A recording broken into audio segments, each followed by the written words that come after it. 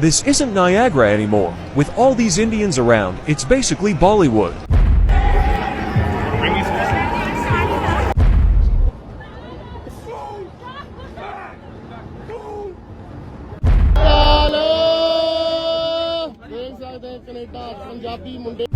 Indians actually live, and they're replacing them with parking lots. They're replacing them probably with larger high-rise. Canada is dead. Suno. Good morning, Canada. What's up, Canada? Canadians are becoming a minority in this place.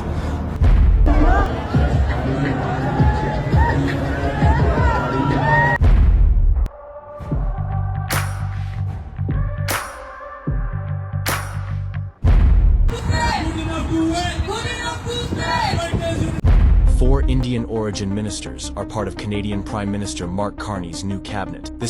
Welcome to Canadian Rant. There's a massive shift happening in Canada, one that's changing the way our cities look, work, and grow. Walk through Toronto, Brampton, or Surrey, and you'll notice it right away.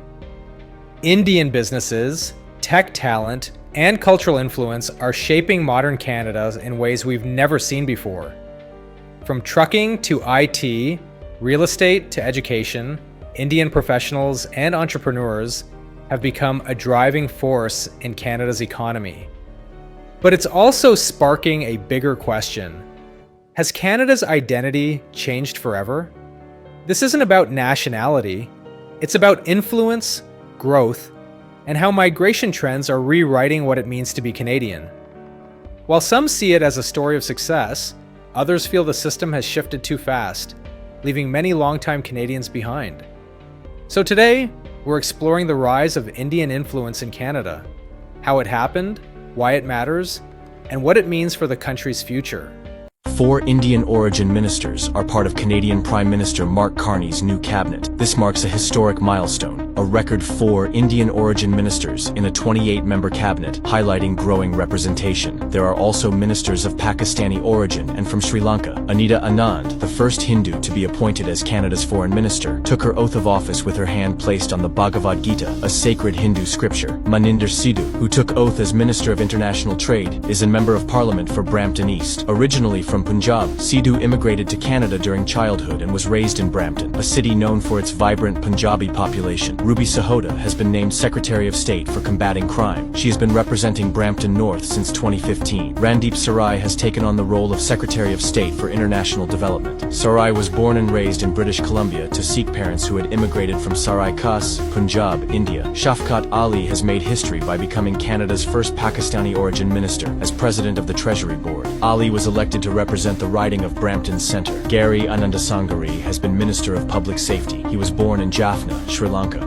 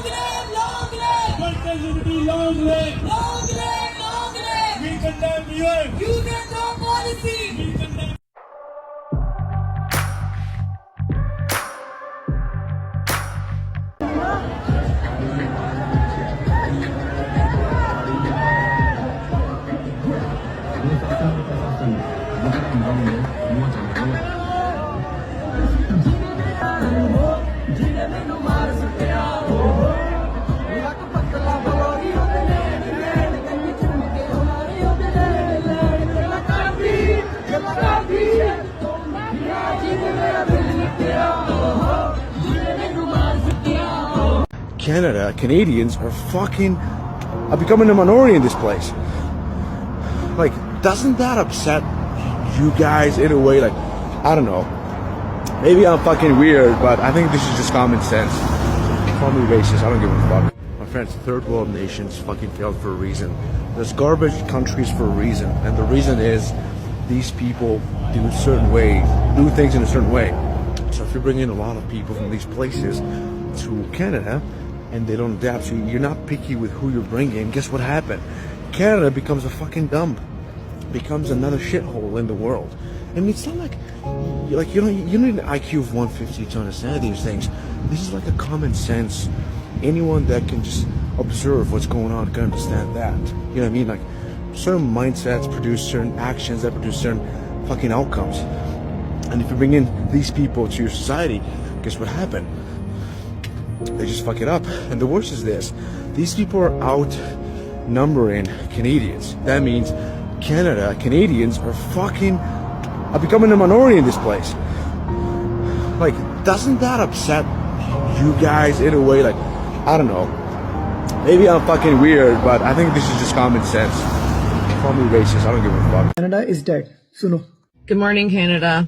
What's up? Canada. This isn't Canada. You know, this is not the country that I was born and raised in. This is something else. The fact that I had to listen to fireworks for Diwali until 3 a.m, but we can't say Merry Christmas in our schools or have Christmas concerts anymore. This is not Canada. Our country is dead. Canada is dead. दूसरों के बारे में बिल्कुल नहीं सोचते हम लोग. अपना कल्चर लाएंगे दूसरे को देश में. रात के 3 बजे तक पटाखे फोड़े हैं, नींद खराब करिए, सबको डिस्टर्ब किया है. ये लोकल लोगों का कहना. This is Monday night Diwali in Toronto. And it sounds like World War III. I feel very sorry. I feel very ashamed कि हम अपने कल्चर के पीछे इतने अंधे हो जाते हैं कि हम दूसरों के बारे में नहीं सोचते. कल्चर सेलिब्रेट करना बहुत अच्छी बात है, पर दूसरों को नहीं डिस्टर्ब करना चाहिए. So as you may or may not know, Canada is officially dead. Canada is done. It had been declining steadily and heavily for 10, 11, 12 years now, but officially dead. Ridiculous immigration, the laws. ये सोचते हैं गोरे तुम लोगों के बारे में, ये क्योंकि तुम लोगों ने हरकतें करना नहीं छोड़ना ना. अंदर से यही सोचते हैं लोग. आज अपनी हरकतें ठीक करोगे तो कल ये लोग तुम्हें प्यार करेंगे. अभी भी टाइम है, सुधर जाओ, वरना हेट आना ही आना है. रेसिज्म होने ही होने है, हेट क्राइम आना ही आना है. कितना बुरा लग रहा होगा इन लोगों को. जिस कंट्री में पैदा हुए हैं उसके बारे में बोल रहे हैं कि country is dead because of Diwali fireworks, because of immigration. So sad man. Canada Punjabi मुंडे कुड़ियां पुल च दस्तारां वाले सत श्री अकाल देख सकते हैं. लोग तस्वीरां खिचा रहे आ.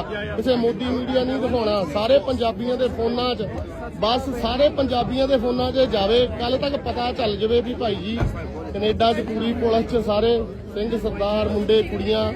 थैंक यू सारियां दा शुक्रिया. करियो share. Trudeau really fucked the country up good. He brought the whole entire country.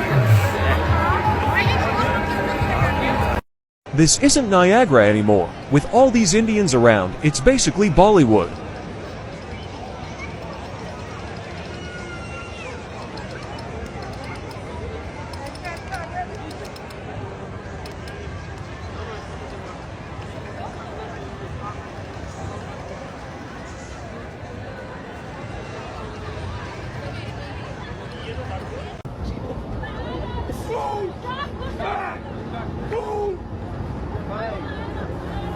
Peace officers yelling at the crowd to move back, get away from the door, while onlookers are stunned.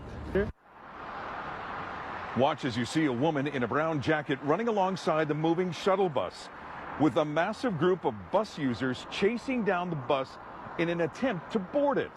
In response to the scene at the Franklin LRT station, Calgary Transit says in a statement, as soon as we are made aware of a situation, Calgary Transit promptly deploys shuttles to assist customers. In this case, 13 shuttles have been deployed.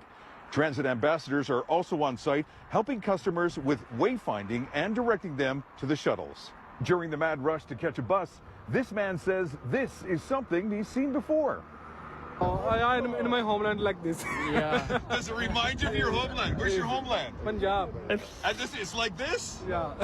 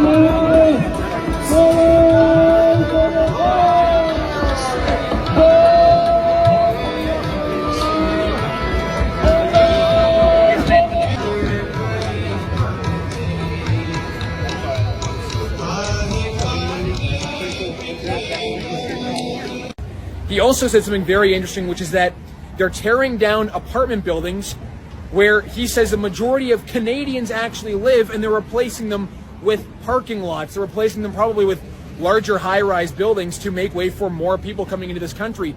It does say something very strange about what's going on here, which is you have Canadians who feel like a minority in this city, who've been here for a long time, and now they're being kicked out of their rental apartments to make way for parking lots and other things.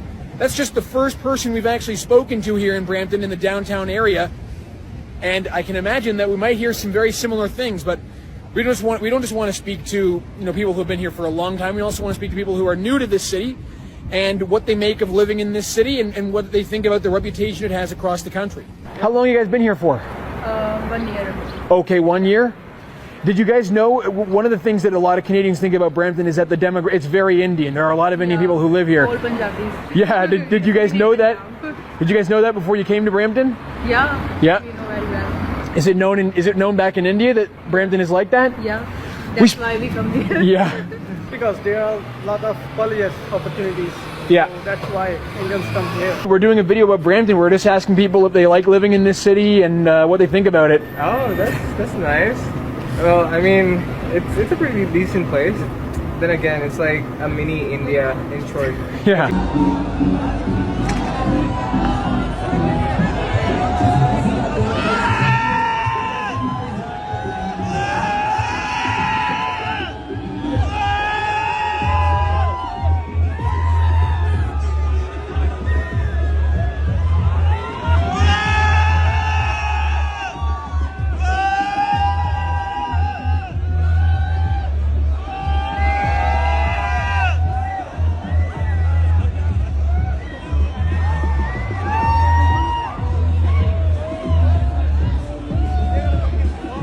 Canada was once the land of opportunity for locals, but now many Canadians are asking, have the tables turned?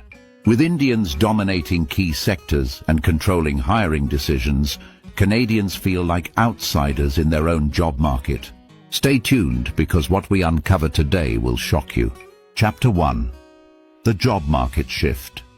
Canada's job market has undergone a radical transformation over the past decade. Immigration levels have hit historic highs, with over 1 million newcomers admitted in 2023 alone. A significant percentage of this intake has come from India, with Indian nationals now representing the largest immigrant group to Canada.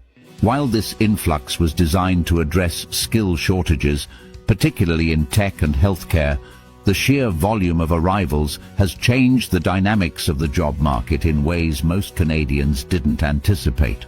For Canadians who grew up believing the system rewarded merit, this sudden shift feels like an upside-down reality.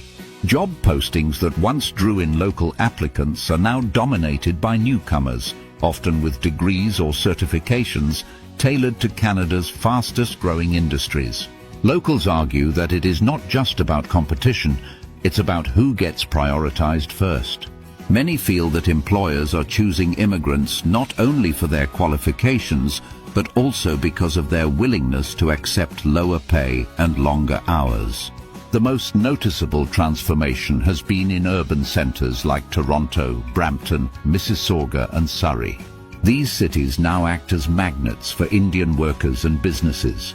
Streets that once reflected a mix of Canadian-born workers and immigrant communities now feature storefronts, offices, and entire corporate structures run predominantly by Indian nationals.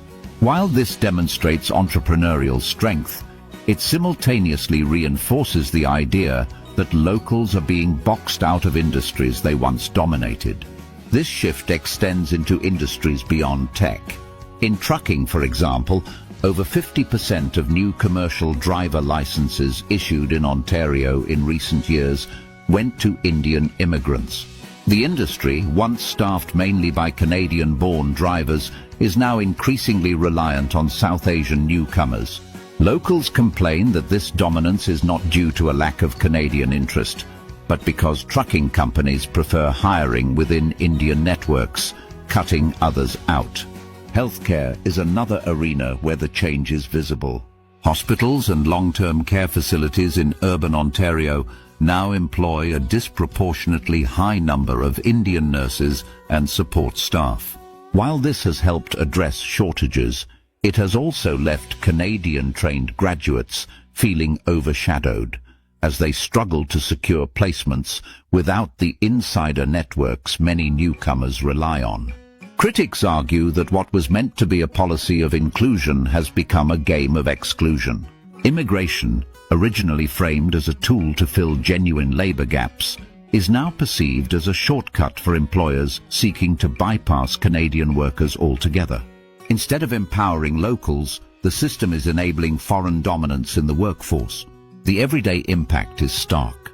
Canadians are watching opportunities disappear at an alarming rate. University graduates burdened with student loans find themselves competing with newcomers who arrive with government-supported credentials and community-based hiring systems. The frustration builds when locals realize that their years of education and citizenship status don't guarantee them any priority in their own country's job market. Ultimately, the job market shift represents more than statistics. It reflects a loss of confidence in the Canadian dream. For decades, Canadians believed that hard work, education and perseverance guaranteed upward mobility.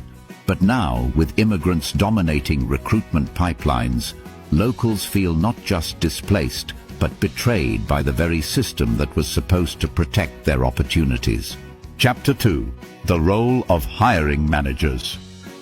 Behind the curtain of Canada's changing job market lies an uncomfortable truth.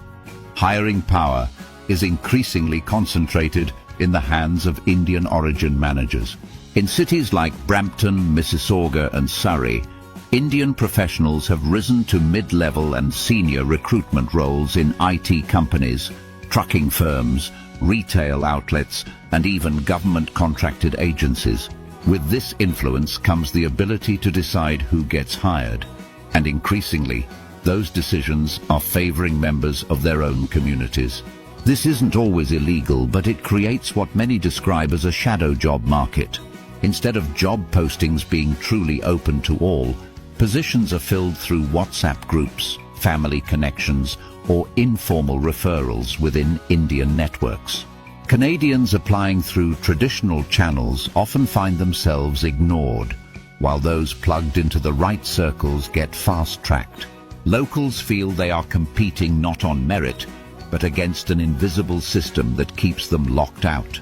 In the tech sector, for instance, Canadian graduates with strong resumes complain that they can't even land interviews.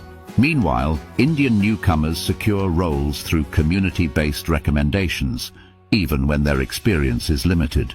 Locals argue that this is not about skill gaps, it's about network dominance. The hiring chain, once neutral, is now tilted. The trucking industry offers an even clearer example. Many dispatch offices and staffing firms are now staffed almost entirely by Indian managers. These managers often rely on immigrant labor pools that work longer hours at lower rates, leaving Canadian drivers struggling to compete. It is not unusual for a trucking company to bypass dozens of Canadian applications while hiring entire fleets from one community. This practice reinforces the cycle of exclusion. The more one group dominates hiring, the stronger its grip becomes. Even in healthcare, where Canada has a shortage of workers, similar dynamics appear. Canadians who train locally as nurses or support workers say that hiring managers often prioritize newcomers who belong to their networks. These insiders can quickly secure placements, while Canadian-born graduates face endless delays. The irony is that locals, who are supposed to be at the center of their healthcare system, are increasingly marginalized. The issue extends into government contracts as well. Private staffing agencies supplying workers to public projects are often dominated by Indian recruiters. This means the filtering process for taxpayer-funded jobs is no longer neutral. Canadians who should have equal access to opportunities funded by their own taxes now face systematic disadvantages created by these closed hiring practices. To many Canadians, the consequences are devastating. A job market once rooted in fairness and competition now feels like a club with membership rules. Citizens believe they're being treated as outsiders in their own home. For younger Canadians entering the workforce, this creates a sense of hopelessness. They are told to study, invest in degrees and work hard, only to discover that the doors are controlled by networks that don't include them. The rise of Indian origin hiring managers represents more than just a demographic shift. It symbolizes the loss of Canadian control over Canadian jobs. When one group holds disproportionate influence over hiring pipelines, locals feel disempowered and invisible. And unless these imbalances are addressed, Canadians fear the future will not just leave them behind, it will lock them out completely. If you value independent voices bringing you the truth, hit like, share and subscribe right now. And if you'd like to support us directly, consider buying us a coffee at htt://buymeacoffee.com, Canada North First. Your support keeps this channel alive and ensures Canadians always have a voice. Chapter 3. Canadians as Spectators. The phrase "spectators in their own country" is no longer just rhetoric. It reflects a reality that many Canadians feel every single day. Across industries, locals find themselves watching from the sidelines as Indian workers dominate not only the jobs, but also the culture of the workplace. Offices that once showcased a mix of Canadian-born staff and diverse immigrants are now overwhelmingly shaped by one community, creating an environment where Canadians often feel like outsiders. In cities like Brampton and Mississauga, this transformation is especially visible. Walk into a call center or IT office and the workforce is often almost entirely Indian. A Canadian who gets hired may find themselves isolated, not because of hostility, but because workplace conversations, referrals, and decision-making are conducted within tightly knit groups. This dynamic leaves many locals feeling like guests in spaces that are supposed to represent Canadian opportunity. The trucking sector shows an even starker divide. Canadians who once formed the backbone of long-haul transport are increasingly stepping back as Indian newcomers dominate fleets and dispatch offices. It's not just about driving, it's about the ecosystem of support services. From insurance to logistics to fuel supply, entire chains of business are being captured by Indian-run companies. Canadian drivers, meanwhile, are reduced to passive observers of an industry they helped build. Even in construction and manufacturing, locals report being frozen out. Subcontracting networks, often dominated by Indian business owners, funnel opportunities to their own communities. A Canadian carpenter or electrician may submit bids or apply for work, but if the contracts are awarded through community-based ties, they may never even get considered. Over time, this creates a perception that certain industries are effectively off-limits to Canadians. The sense of alienation isn't just professional, it's psychological. For generations, Canadians were told they were stakeholders in their nation's economy. Now, as they watch Indian communities dominate industries and workplaces, many feel as though they've become spectators to their own national story.